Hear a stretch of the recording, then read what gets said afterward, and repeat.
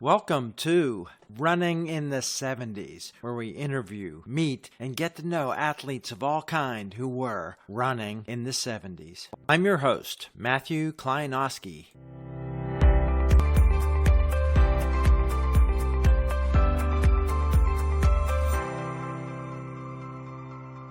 We're back with Steve Williams today. We took a little break. We're back. We'll talk about shoes. We'll talk about Adidas, Puma, the Dazzlers, and crazy stuff that happened in the 70s, more on money. I know everybody's had a chance to listen to the first two episodes with Steve, and there's been lots of great feedback and entertainment. So we'll see what fireworks we get today. Steve, some of the stuff that you've documented in your book, but we were talking about the races in Jamaica and, of course, your relationships with the Dazzlers and the intense story that you were in the middle between the two families. Again, Matt, thank you for giving me the platform to tell these old stories. I wrote my book because I was just busting with information. Many people have information where they had 2 or 3 people in the room. I had so much information where I was in the room. I was talking to the billionaire Adidas owner, Mr. Horst Dazzler, and I was speaking with direct negotiation with Armin Dazzler, the Puma family. So the opportunities to tell these almost greatest shoe story never told is one of the reasons that I made sure to try to get the shoe story out into the open. And shoes were important to you. You had a hand in the design of the Adistars. At that point, you're tweaking down to the fractional inch and the fractional second of benefit. How did you get into that role with the companies? You were their client, you were also their partner, but they had shoe designers. How did you break in as an athlete participating in shoe design? As a child, I was forced to wear corrective shoes. I hated corrective shoes. I wasn't allowed to wear slip-on shoes almost till I went to college. Okay, it was that serious on the feet. So I had that look at shoes from different areas, different cookies, lifts in the shoes, etc. In 1968, they had this controversy about Puma's brush shoe. It was called the Wonder Shoe. In 1968 Olympic trials up in Lake Tahoe, Tommy Smith, John Carlos, and Vince Matthews, Lee Evans, and Larry James, all of them wore this Puma Wonder shoe, ran fastest times. John Carlos broke the 220-yard dash record. Vince Matthews set a new world record in the 400 wearing these brush shoes. So the fascination on that from 1968 had me more connected to shoe. I ran for the New York Pioneer Club. We trained in an armory, which was the famous Harlem Hellfighter regiment. It was their armory. And when I became a member of the Pioneer Club, I got a bag, New York Pioneers, that said Puma. So combined with Tommy Smith and John Carlos on the victory stand with the Puma shoes on the podium, and then they're running these fantastic times, Puma became the shoe of my choice. Also, the Puma distributor, Bacanta, was in New York. They had a little grassroots relationship with the high school athletes. The Puma brush shoe had 68 little tiny brushes on the bottom of the shoe. Now here's where the story gets off into the Dazzlers interesting. The owner of Adidas, he wasn't going to let Mexico City be dominated by this Puma brush shoe. So, much years later, in 1974, he tells me the story. The shoe got banned by the IAAF, taking that Puma Wonder shoe off the table as being illegal, and Adidas owner had a big hand in doing that. under some alcohol, cigar, and maybe some hashish conversation that me and Mr. Dazzler had up in his ski chalet in Strasbourg in 1974, he proceeds to tell me with a laugh how he pretty much manipulated the IAAF to ban the brush shoe. And in his conversation, he tells about the trickery. He had leverage on IAAF board members. I think he said it was 8 of them. I think he said he had 5 of them in his pocket, one way or the other. And he's just blabbing this to me with pride, okay? I was living with Art Simberg as I made my transition to San Diego State. Art Simberg was a Puma representative. He was the one influential in having Tommy Smith and John Carlos wear Puma shoes. So when I stayed with him, his wife is Wyoming Tyus, 2-time Olympic champion, the greatest woman sprinter of her time, and even up until now is up there in the top 3 in my mind. So Puma had all of these brush shoes, and he had all these brush shoes in the closet of his house. And he's Steve. Are the shoes illegal? I almost don't want to give them away. Wyoming was tired of all the shoes in the house, and she gave myself and my sprint brother Harold Williams a bunch of brush shoes. I gave a bunch of those brush shoes away. I used to train in them, and they were illegal, but it was like, so what? They were fabulous for running the curve. Could you feel it over yes. time, or right away? Yeah, right away. It's the difference between you combing your hair and you brushing your hair, okay? You comb your hair, it goes through your hair. The brush has more grab even though it goes through. So it was truly a brush. You had it. It was. Neither of us is going to get much credibility right now about brush talk, but I understand it. Don't look at me. I had to reach for that analogy myself. Yeah. Was there more than one model of the brush bike? There was the Puma brush shoe. It dominated. It got banned. And so I had the shoe in 73 and 74. I was running relays. I loved them on Penn Relays track. I'm on Penn Relays track with brush shoes. Me and Harold, we laughing because nobody else knows, okay? And at the time, it wasn't the controversy that it was initially. So I ran for Puma from high school till 1974, where I switched to Adidas. I switched to Adidas because the owner, Mr. Dazzler, invited me to Paris for the opening of the Adidas boutique on the Champs-Elysees, right next to Chanel and them. This was the first athletic shoe company that had a boutique on this prestigious fashion row of Paris. So I flew over during college time, which was against the NC2A. You're not supposed to leave the country, all of that. So here I am in Paris. Mr. Dazzler wants to meet me. I get off the plane. I go to a beautiful hotel. Mr. Dazzler comes and he takes me to lunch. We have lunch on the top of the Eiffel Tower. He takes me on a personal tour to the Louvre. We go to Notre Dame. We pass a stereo shop. He buys me a stereo, and we got along very, very well. I'm pretty much of a charmer when I want to put my focus on you. So I had my eye on him. I was watching every move he made. And he was a progressive guy. He wanted to know about the Black Panthers. He wanted to know about what was going on living in America as a black man. He was a progressive guy.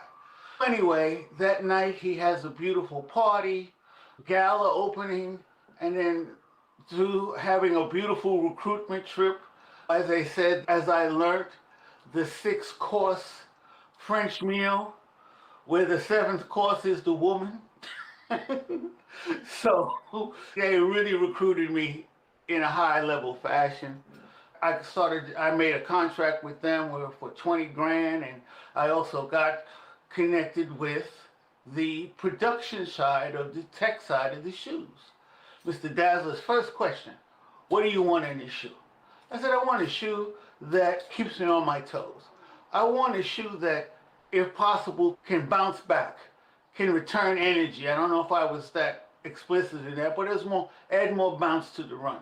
So he and I proceeded from there. We built cookies in the shoe, in the middle part of the shoe, to tilt me forward. We had the brush. He asked me what was the best shoe. I had to tell him the brush shoe was the best shoe.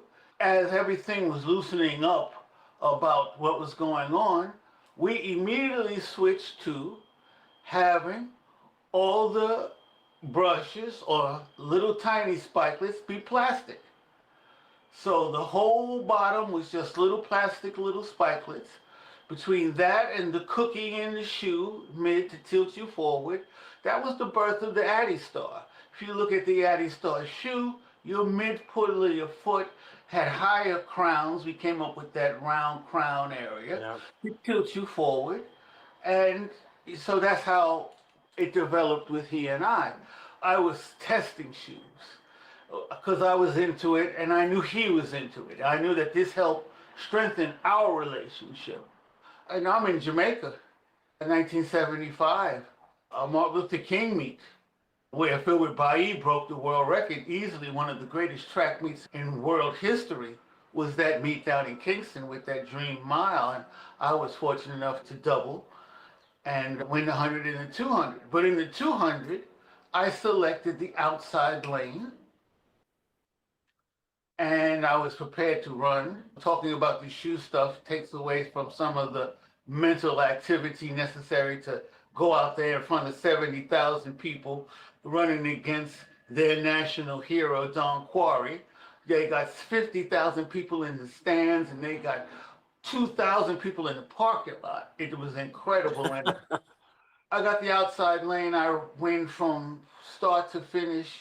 And when I was running the outside lane, the long jump pit is along the outside lane.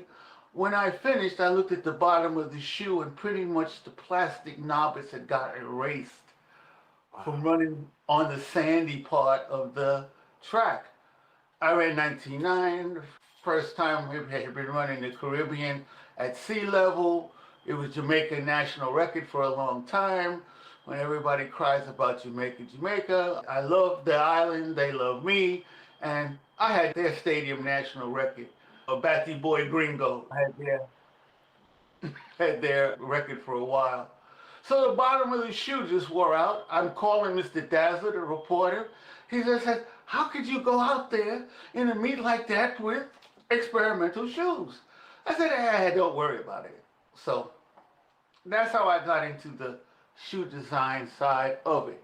I ran 9.9 in Berlin in the rain in some of our experimental pre-Adistar shoes. And Mr. Dazzler was, of course, ecstatic.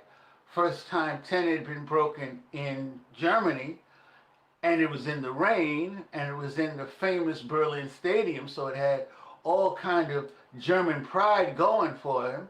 And he says to me on the phone, he says, look, okay, great. He said, I pay you to win races.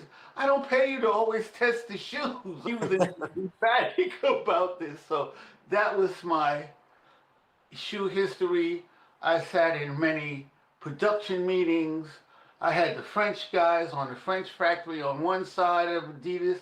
I had the German guys on one side, the German of the tech side, and I'm sitting at the head of the table, and I'm telling them what I want. And the French are looking at it through a Frenchy eyes, and the Germans are looking at it through a precision German side. It was quite fascinating. And then a patent came from my participation. And most of the time that I had any meeting with the tech guys, Mr. Dazzler would give me some more money. We just had a casual, kind of back and forth on this.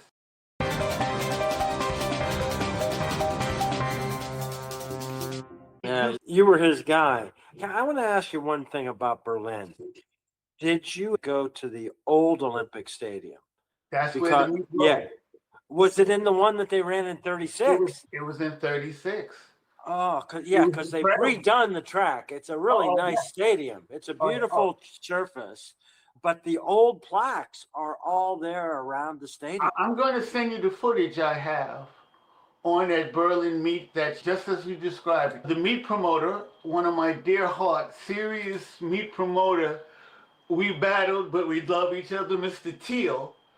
When he's a meet promoter in Berlin, he took us on a fantastic tour. We stood in the area where Hitler, his seating area, we sat there. We were all through the structure. We saw the use that it was intimidating and overwhelming. And then it made it even crazier that it rained. I'll send you the film. It was torrential rain. And I have to tell you, it was, even though he was still alive, it was the ghost of Jesse Owens, right? Yeah. Floating through that stadium. And you go to some places and you don't have the connection.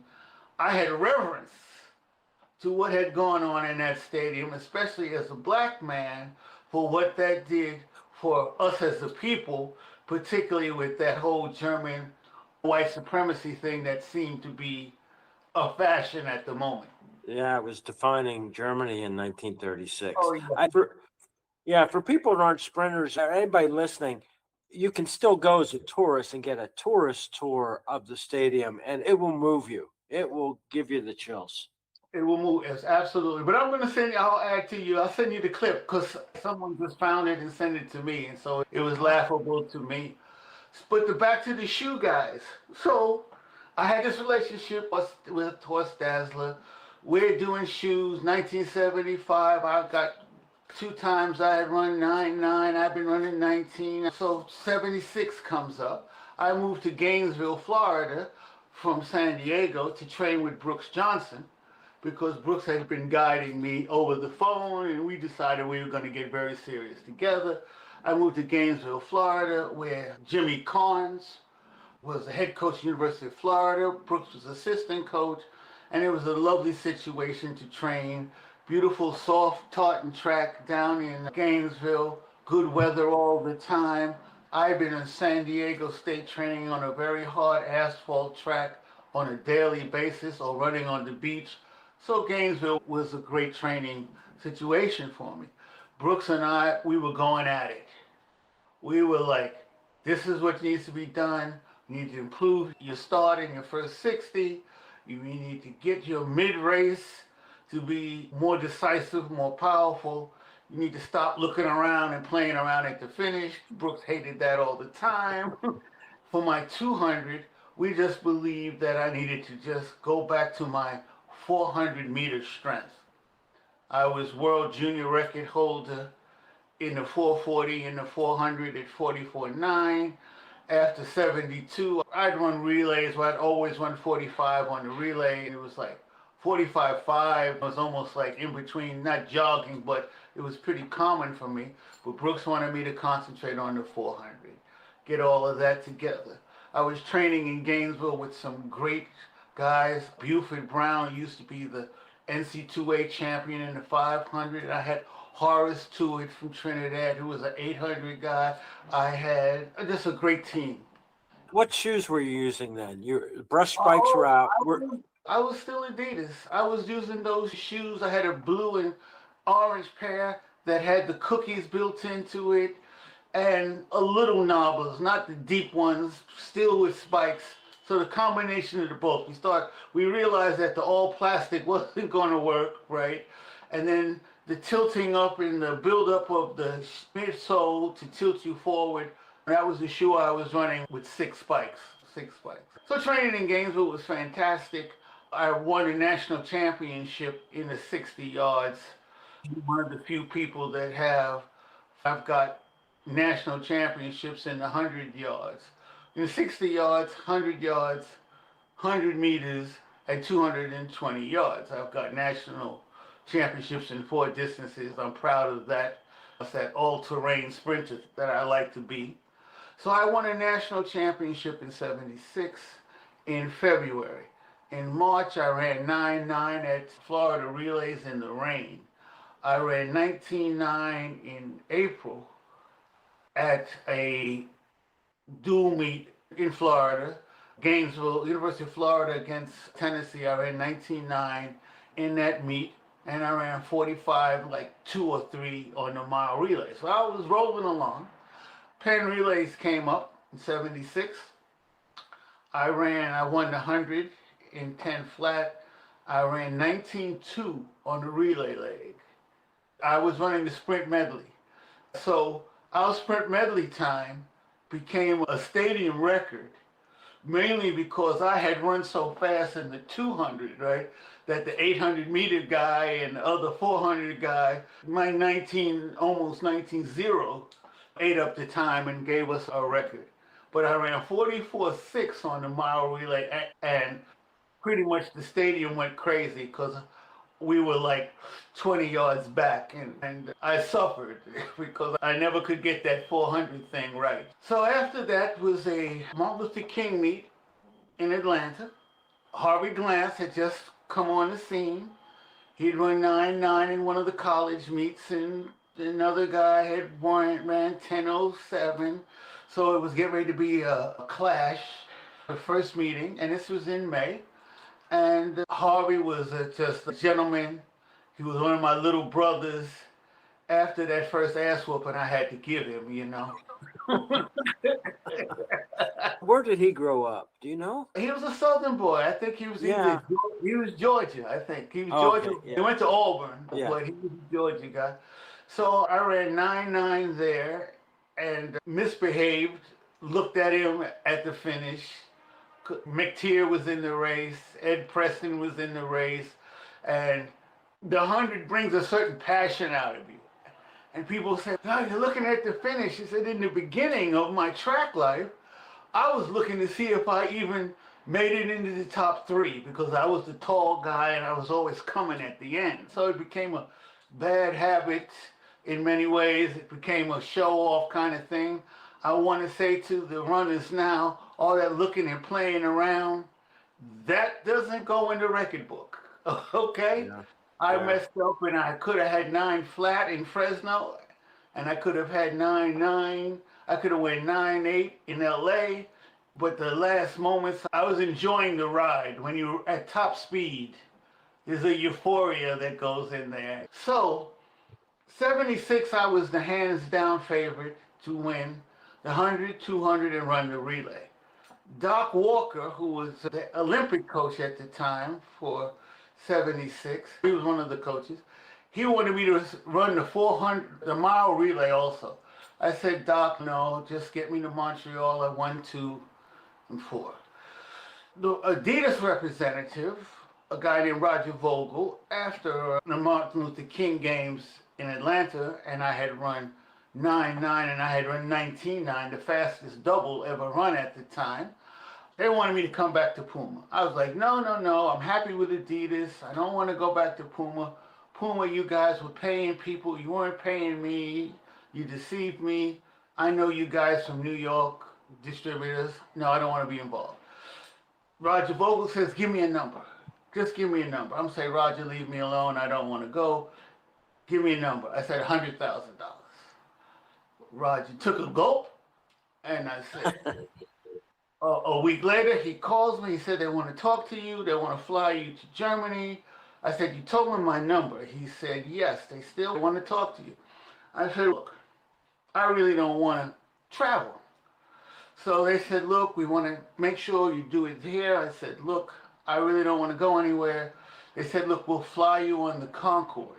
The Concorde was only 3 months old at the time, 1976. This was May. Yeah. It was enticing, but I said I wanted to take Brooks with me for these negotiations, right? Brooks was adamant about he didn't want to be involved in the business. He wanted to coach me. He said, you were handling the money thing. You didn't need me. I don't want to be in there. Brooks would always say, I'd either ask for too much or too little. So he said that he didn't want to be involved in negotiations. I love him. He was my heart. God rest his soul. And so I said, so come on, Brooks. Let's go. They're going to fly us over on the Concorde. Brooks said, and I don't want to use the salty language he used, he says, I ain't getting on no MF experimental plane. So I said, okay, so Puma was going to fly us over, first class on KLM to Amsterdam. I had a French girlfriend whose father, they owned part of Air France and Air Afrique, and she was flying all over the place. She flew into New York to surprise me. I'm telling her, look, I'm on my way to Europe. The Puma representative is upset. I says, look, she's in the airport. She just flew in. We can do this on the phone. I don't even need to go.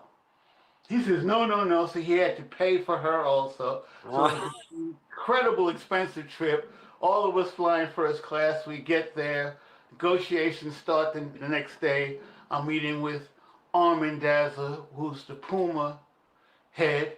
He's the son of Rudolph Dassler, who was the founder of Puma, against Adidad, who was the founder of Adidas, and they were brothers.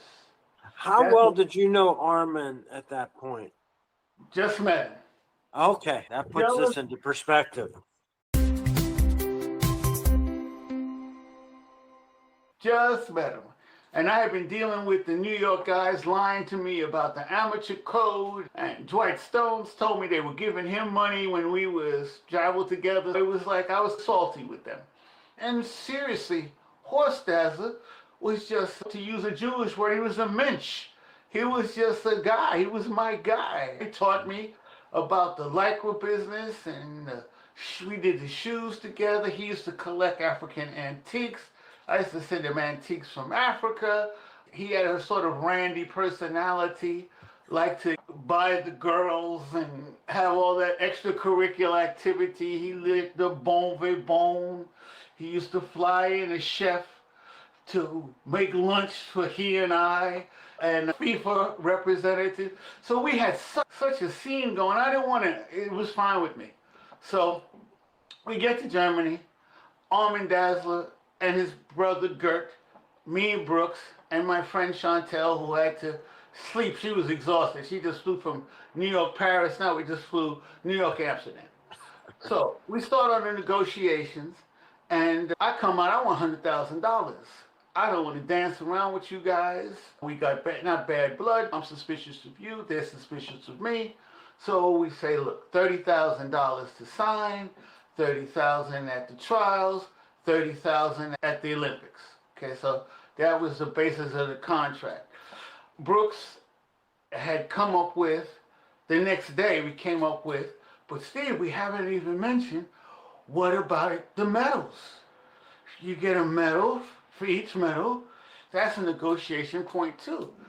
And so Brooks said, I don't think we can squeeze them for any more money. But Brooks came up and said, let's get $50,000 in shoes for each medal. Don't matter gold, silver, nothing, just each medal, $50,000 worth of shoes. At the time, Jimmy Carnes was making the shoe store Athletic Attic.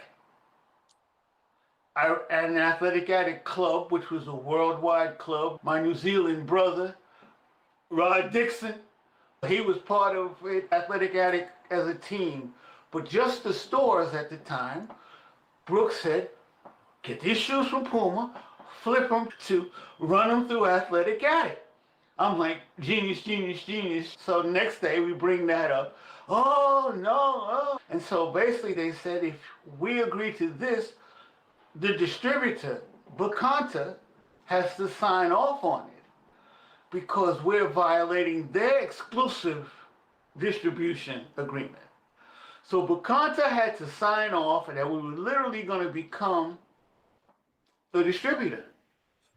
They agreed to it, but later on when they did the calculations, so $50,000 worth of shoes. It all depends on what the per unit price is, okay?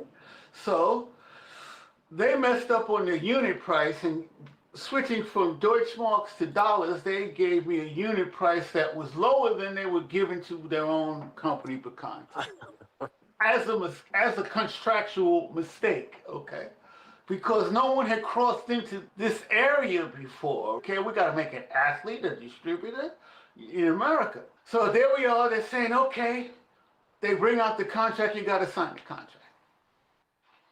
I'm like, no, no, no. I told Roger, and I spoke with Art Simberg before I left, I'm not going to sign anything. I need my lawyers to look over it, and I need to have it reviewed. But I told them, so here it is, everybody's all smiling, we'll get this done, and I says, let's sign the contract in America. I have to confer with my lawyer, but I also have to, and this was the dagger in the heart, I said, I also have to give a chance to your cousin, Horst Dassler. Oh, you could have.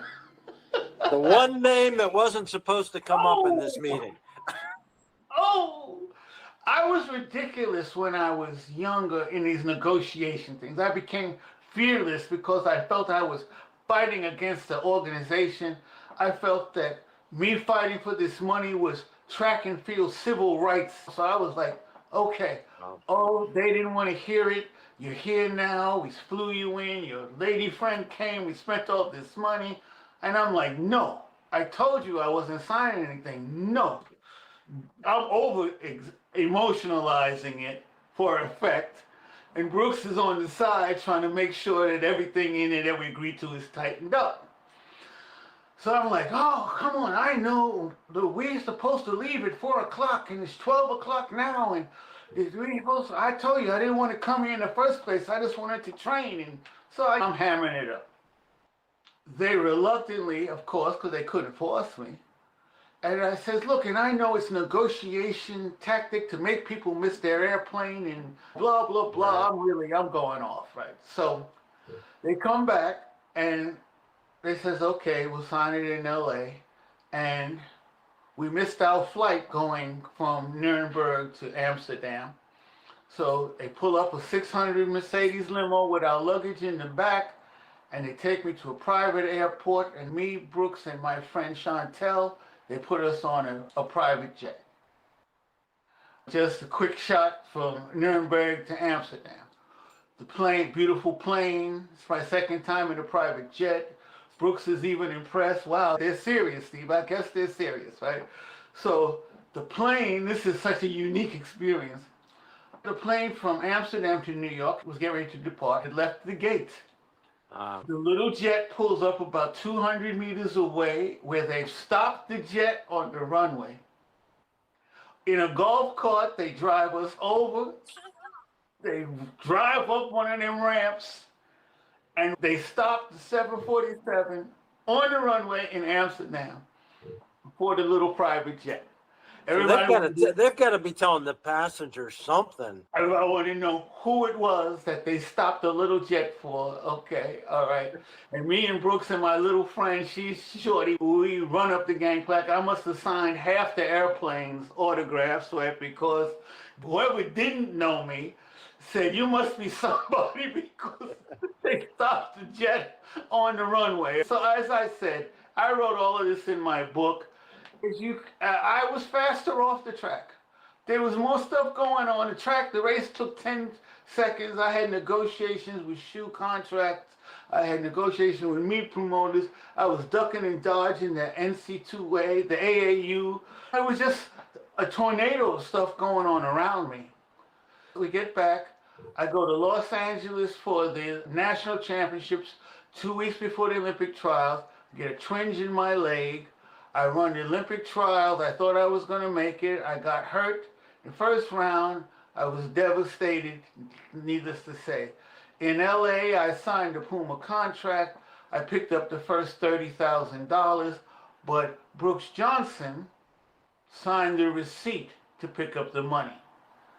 And this becomes... He wasn't getting this money at all, was he? Oh, no, Brooks didn't. He just signed. I signed the contract. He signed the receipt. He had the bag of money, brought it down to the hotel in Los Angeles. I gave him $3,000. He threw it back on the bed. This was not his thing. He was not about that. And that's why, aside from his coaching genius, his ethics, and his almost Obi-Wan Kenobi coaching, that was my guy. After I got hurt, I'm heartbroken. You can't even imagine. They're showing the old track meets prior to the trials. I'm in the streets in New York trying to hide. People are seeing me run 9-9 in Atlanta because CBS was using that coverage pre-Olympic trials to combat ABC that had it. So then you see I'm 9-9 and running great, and then 2 days later on TV I'm hurting and wounded. It was quite a heavy weight. I drove from Gainesville back to San Diego. Said, the only thing I know is to go back to college. I had ice on my leg. I was getting physical therapy. I drove my Datsun sports car back across from Gainesville to San Diego and almost blew the engine out. I was going so fast the whole time. I really had a speed, always speeding within the cars too. So Literally, to shorten this up, I'm in San Diego. I'm hiding out with one of my friends. And one of my track brothers, Don Toller, finds me. He says, man, Brooks Johnson's calling you. He's called from Montreal, man. Call him. It's an emergency.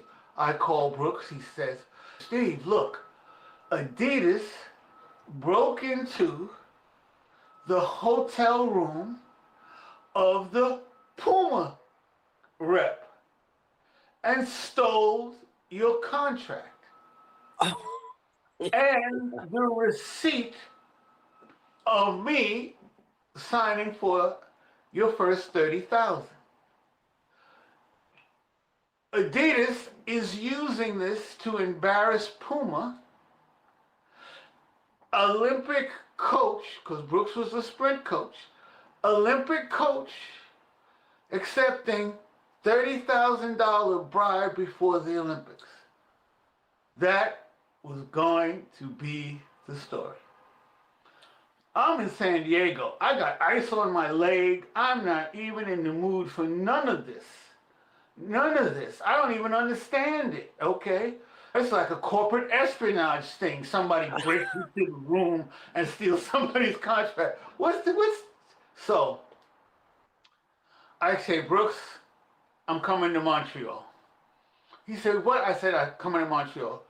Went to my safe deposit box that I had in San Diego, pulled out all my documents, my Adidas file, and I headed to Montreal.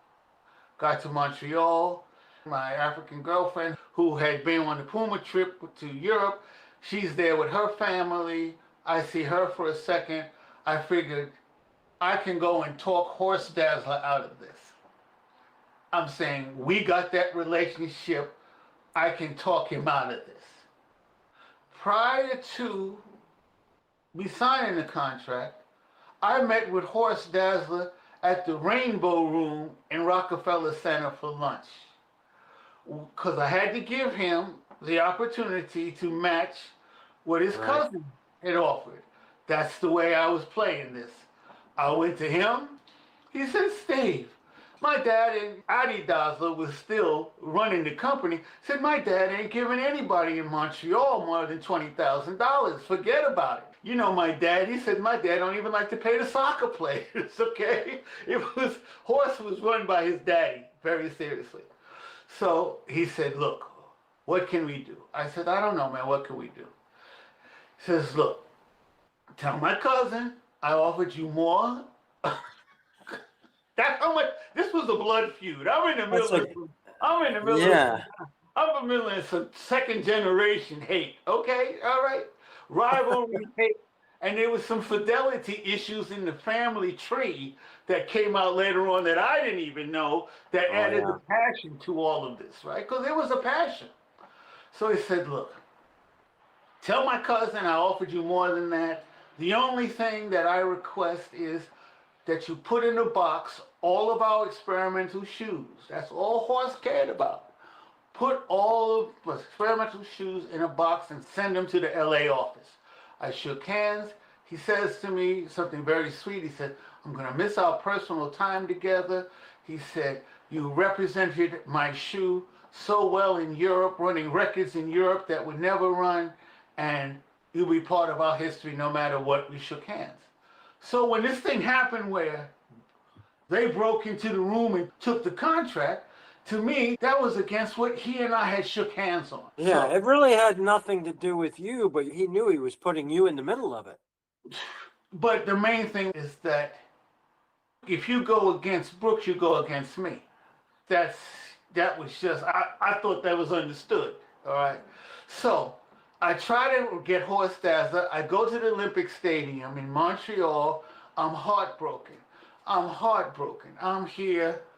I got there at 10 o'clock in the morning. I'm there walking the stadium. I'm trying to find the international Adidas rep, who was Mike Larrabee, the famous quarter mile Olympic champion from 1960. I'm trying to find him. He's been my go-to guy if I have to get to Horst. I'm saying, look, I got to talk to Horst. I got to talk to Horst.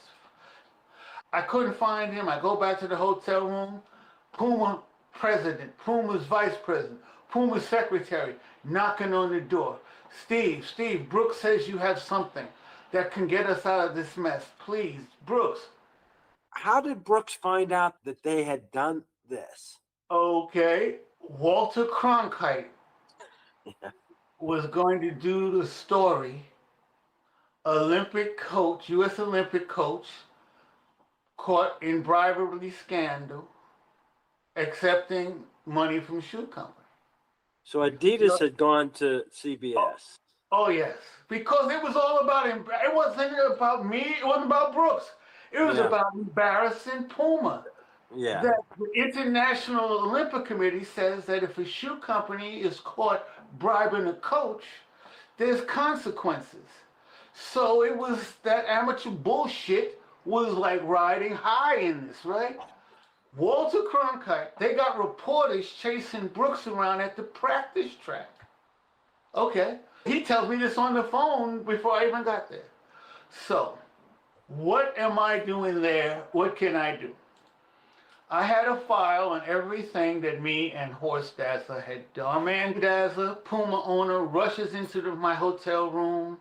I'm trying to find Horst to say, Horst, I got paperwork on you that you wouldn't want. So let's just squash this.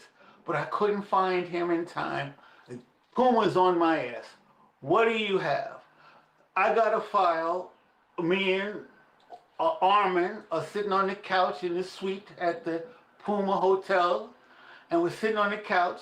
My friend Chantel's asleep on the bed. Before she got there, I said, what do I do? Because she knew Brooks, and she said, you have to save Brooks. But Puma, I like the private jet. Yeah, don't mess it up too bad. Yeah, save it all. When Armin sits down with me on the couch, I have my file on one side, Armin's on the other. He's sweating. He's nervous. He's telling me the ramifications. They can charge us $250,000, the Olympic Committee, for influencing a coach. He's going through, he's upset. My cousin is this, my cousin is that. I got my file and I pull out that Horst that bought me this $4,000 stereo. He looks at it, throws it to the side. Part of my contract with Adidas, as we became more friendly, was that on top of my regular $20,000 a year, I was getting $1,000 a month for schooling. So I had every month, so I'm showing him the checks for $1,000 a month coming from Adidas USA. So, when I moved to Gainesville to train earlier in that year, Horst sent me a $5,000 check. Paribas, the Bank of Paris, and the European check has 3 pages.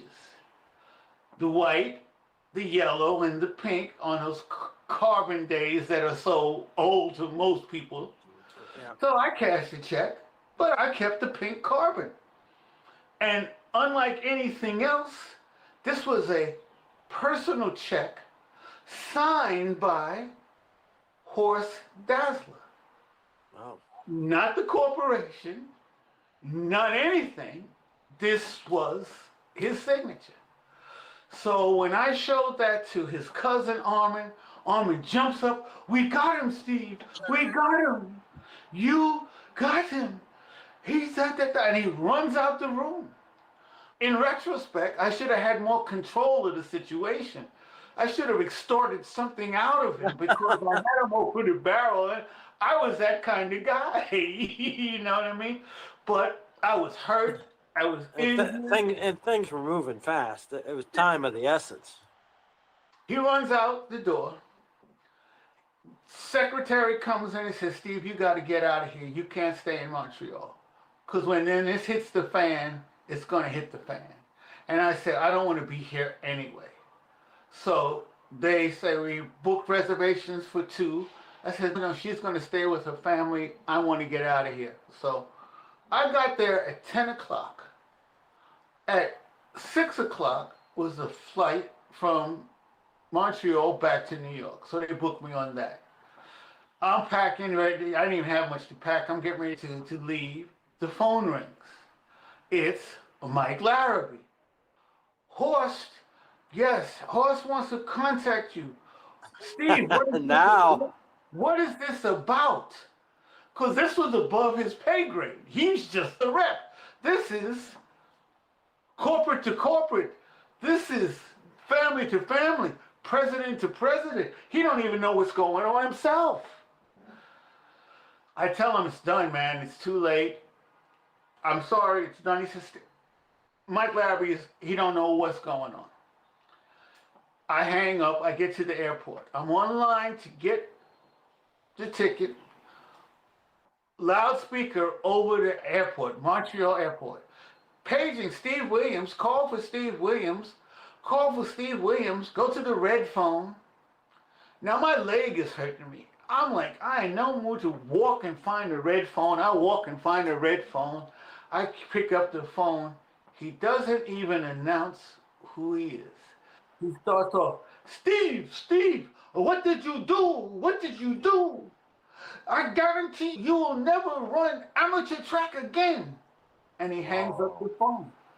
Wow. Then he hangs up the phone. I get to New York. I call Brooks. Brooks said they had a meeting. They hadn't even sat face to face in how many years. He showed the check that your name was on. They showed the receipt that my name was on. As Brooks is saying, the whole thing got squashed. He said Walter Cronkite's reporters were pissed off because they knew they had Brooks dead to rights. They had it dead to rights, and they couldn't use the document. Horst had to back off because of that receipt. He had to back off. He had to let Armin go, and he thought he had him. Yeah. So I'm not even running. I'm here limping around. I'm like, I got $30,000. I got more than $30,000, and I got some money from tours. I got a safe deposit box full of money that I would have traded just to run a couple races in Montreal. I was a sad guy. Okay? I struggled. I worked myself back into shape, and I won the World Cup the next year. The World Cup story is a continuation of the 76 story.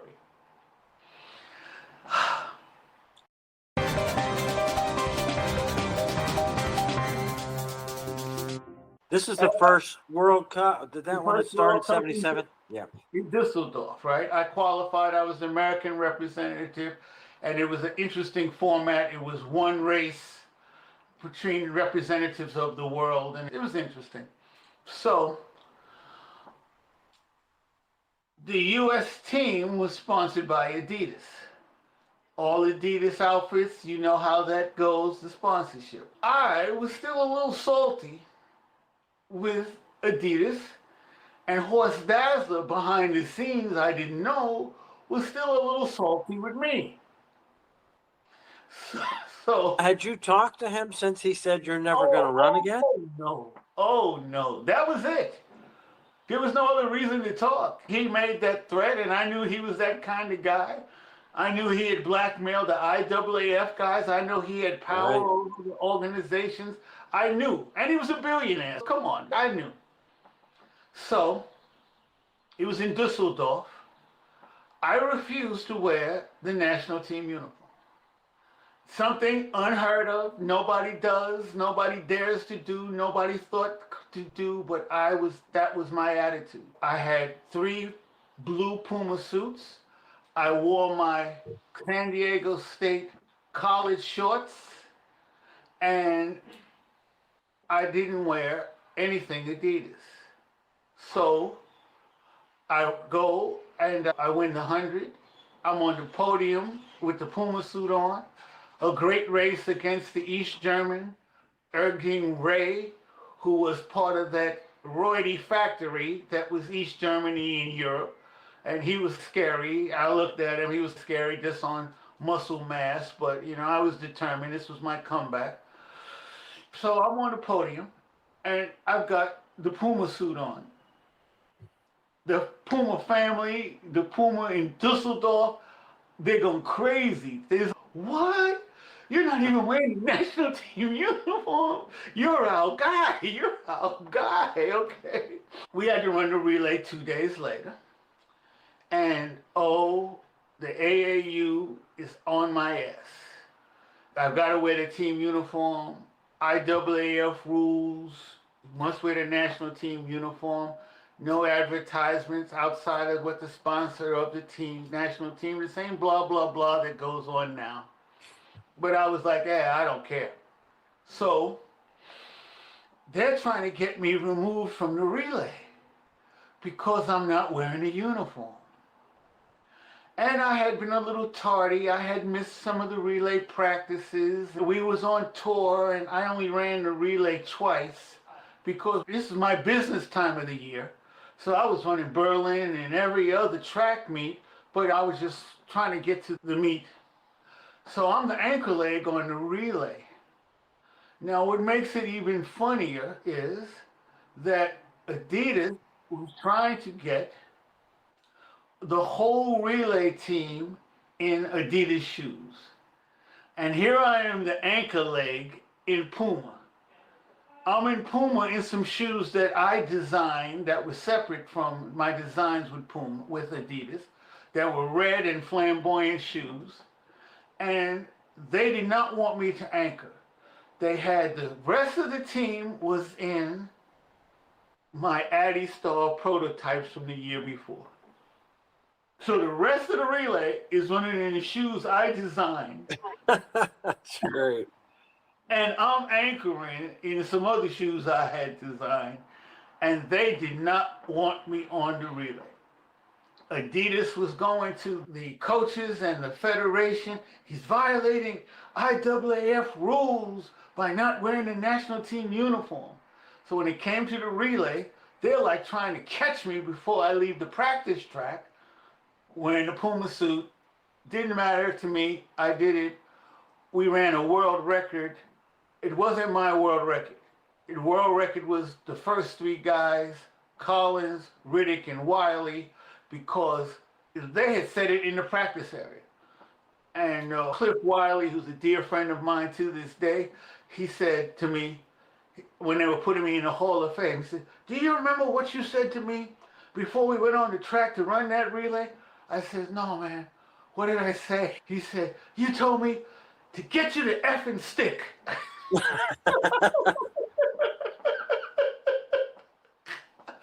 I didn't remember that. I said, yeah, but that was my attitude. So we run the world record, and it's a fantastic meet for me. So to wrap up the shoe story, here we go. Prior to the meet, I had dinner with Armin Dazzler. I'm like, Armin, World Cup just came up. There's no contract. This wasn't in our contract. I was just getting 20. Our thing was just about the Olympics. And he says, so Armin and I go off into a private room in this restaurant, and there's a bar, and we're sitting at the bar. Armin gets a little feisty, and he says, bring the gold medal here. He starts banging on the bar. Boom, boom, boom. Bring the gold medal here. Bring the gold medal here. And I'm like, okay. And I can see he's a little passionate about this, right? And I hadn't worn the suits or nothing yet. This is before the meet. I said, okay. I stick my hand out, same as last year, $30,000. He's banging on the bar. bring the metal right here. And I grab his hand and I say, same as last year, but I don't repeat the number. I say, same as last year. He agrees. I win the 100. We have the world record in the relay. The shoes, the pictures go all over the world. Puma has a great World Cup in Dusseldorf. Anytime it's in Germany, they're extra excited about it. Yeah. I ran 3 or 4 meets after that. I go home. I had graduated from college that same year. I had moved up to Oakland. It's getting around November, my birthday, and I'm like, I'm not hearing nothing from Puma. I'm not hearing nothing from Puma. Back in those prehistoric days, you had to send a telex. So I'm sending telexes to Puma's office. The secretary is a very efficient lady. I'm sending her telex and telex. No response. I'm calling. I'm saying, man, what do I do? I had become rather vicious in my negotiations face to face with people, because that's what I had to do. Meat promoters, I had negotiated with meat promoters on 6 continents. I counted up as like 12 or 15 meat promoters worldwide I had face to face with. So me and the face to face thing had became part of the job. And who was it that said, no matter what, don't let them not pay you? Edwin Roberts from Trinidad, bronze medalist, I think in 60 in the 200. Edwin Roberts, he said to me, no matter what, make them pay you, make them touch the deal. So I'm in Oakland, California, and I decide I got to go and take care of this. I put on a good suit, I pack a small bag, I spent $550 buying a one-way ticket to Frankfurt and then on to Nuremberg. I get to the Puma factory at 8 in the morning. I'm walking in the door. The workers, the tech people, the people putting stuff on the trucks, they like cheering me from the Dusseldorf thing and everything, and it was a lovely little moment.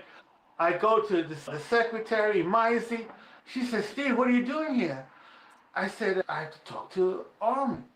He said, Steve, what is this about? I said, it's something between me and the boss and the World Cup.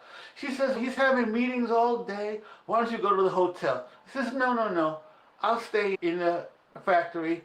I'll talk to the tech guys. I'll box up some stuff to send to my mother in New York. So I spend the whole day in the factory.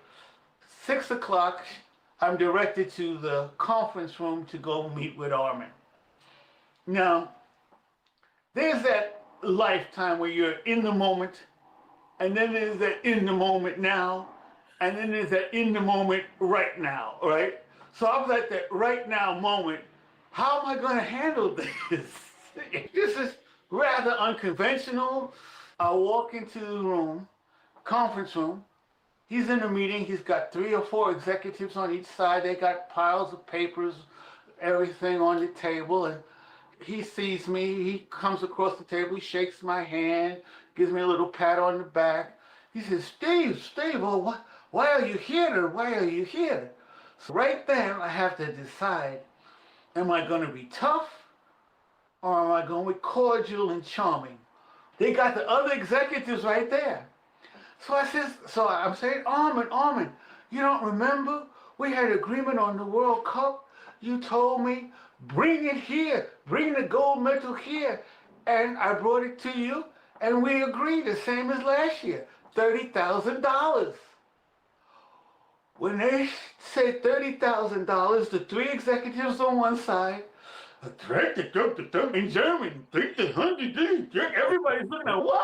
Okay. And Armin is there, and I'm trying to measure his eyes. I'm giving him the New York stare. What are we going to do here? You don't want me to get ugly. I was it was in between both of them. And his eyes softened as I gave him the dirty look. And he said, yes, Steve. Yes, I agreed. I agreed. They're back and forth talking, executives.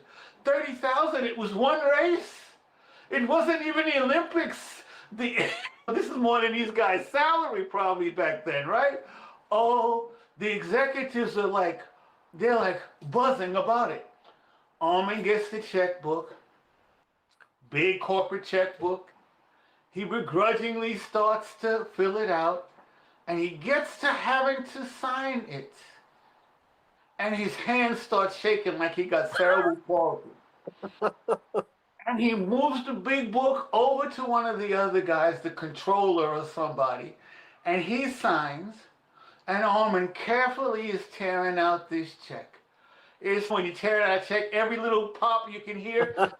And he takes it, he puts it on the table, he has his finger, he's about to push it across the table, and you can see it's hurting, it's hurting, it's hurting him. And he says to me, when I come back, I want to be a sprinter that makes this kind of money in 10 seconds.